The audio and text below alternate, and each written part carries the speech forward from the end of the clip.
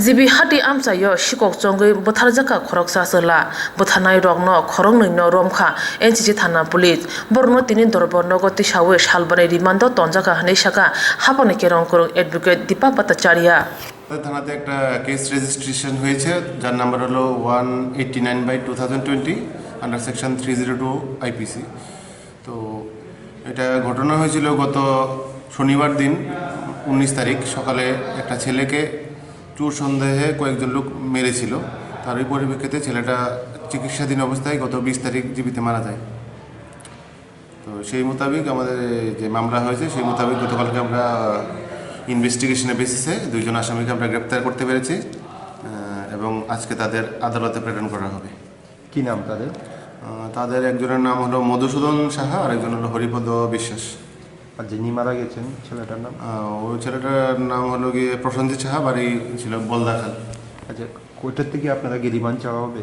হ্যাঁ নিশ্চয়ই, আমরা 7 দিনের রিমান্ডের প্রেয়ার করছি আদালতের কাছে। থানাতে একটা কেস রেজিস্ট্রেশন হয়েছে যার নাম্বার হলো 189/2020 আন্ডার সেকশন 302 আইপিসি। তো এটা ঘটনা হয়েছিল গত শনিবার দিন 19 তারিখ সকালে একটা ছেলেকে চোর সন্দেহে কয়েকজন লোক মেরেছিল। তার ওই পরিপ্রেক্ষিতে ছেলেটা চিকিৎসাধীন অবস্থায় গত 20 তারিখ জীবিত মারা যায়। তো সেই মোতাবেক আমাদের যে মামলা হয়েছে সেই মোতাবেক গতকালকে আমরা ইনভেস্টিগেশনের বেসিসে দুইজন আসামিকে আমরা গ্রেপ্তার করতে পেরেছি এবং আজকে তাদের আদালতে প্রেরণ করা হবে। কি নাম তাদের? তাদের একজনের নাম হলো মধুসূদন সাহা আর একজন হলো হরিপদ বিশ্বাস। আর যিনি মারা গেছেন ছেলেটার নাম? ওই ছেলেটার নাম হলো গিয়ে প্রসেনজিৎ সাহা, বাড়ি ছিল বলদাখাল। আচ্ছা, কোর্টের থেকে আপনাদেরকে রিমান্ড চাওয়া হবে? হ্যাঁ নিশ্চয়ই, আমরা 7 দিনের রিমান্ডের প্রেয়ার করছি আদালতের কাছে। এটাই যে গত 18 তারিখ যে ঘটনাটা হয়েছিল, এটি যে NCCPS কেস নাম্বার 189/20।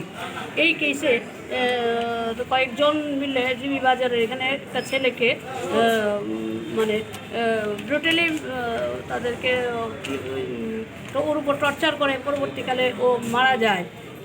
এই on the basis of the complain and after producing the CD মাননীয় আদালত ওদের যে আসামি আজকে যে আসামি ফরওয়ার্ড করেছিল, আসামির নাম হচ্ছে একজন হরিপদ বিশ্বাস, অন্যজন মধুসূদন সাহা। ওদেরকে 5 দিনের পুলিশ রিমান্ড দেওয়া হয়েছে। এর সঙ্গে কি আরও কেউ জড়িত থাকতে পারে বলে? জড়িত থাকার জন্য কেউ আছে কিনা বা মোটিভ অফ দেখে ক্রাইম এগুলি দেখার জন্য আর কে ইনভলভ আছে সবগুলি দেখার জন্যই 5 দিনের পুলিশ রিমান্ড দেওয়া হয়েছে। কোন কোর্টে উঠেছে আজকে? আজকে জেএম ফার্স্ট ক্লাস 6। সরকার পক্ষে কজন ছিলেন আপনারা? আমরা ইনচার্জ সহ। কি কি ধারা লাগানো হয়েছে? এটা আন্ডার সেকশন 302 আইপিসি।